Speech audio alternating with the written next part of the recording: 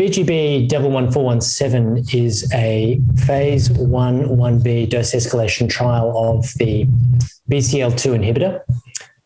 It's pretty selective and has greater than 2,000-fold selectivity for BCL2 versus other BCL family proteins such as BCL-XL, MCL1, BCL2A1. It is also about 10-fold more potent than the first-in-class agent venetoclax. So the study is a parallel dose escalation design in B-cell malignancies with cohorts in both lymphoma and chronic lymphocytic leukemia, mantle cell lymphoma, Waldenstrom macroglobulinemia, with the potential to later do combinations with zanubrutinib, which is BeiGene's BTK inhibitor. The purpose of phase 1 and 1b of the study is to determine the safety profile and recommended phase 2 dose.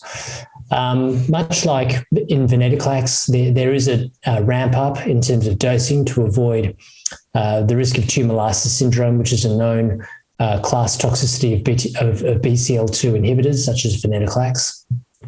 And a similar dose escalation schedule has been employed in this study. I guess the difference is that in non-Hodgkin lymphoma, particularly non-mantle cell subtypes where we know from the venetoclax experience the risk of tumor lysis syndrome doesn't appear to be as great, there's a pretty quick 2-day ramp up, whereas in CLL and other high-risk malignancies, the ramp up occurs over 8 weeks.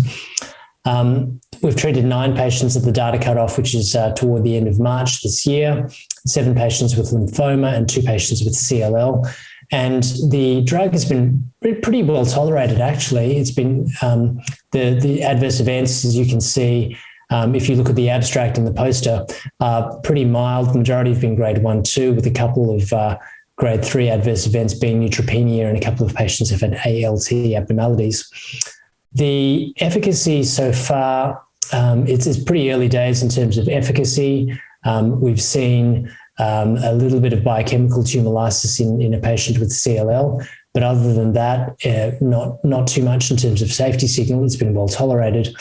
We have had, among the lymphoma patients, N equals 7, we've had quite a few patients remain stable, including patients with pretty aggressive large cell lymphoma have had fairly durable, stable disease, so not quite a response.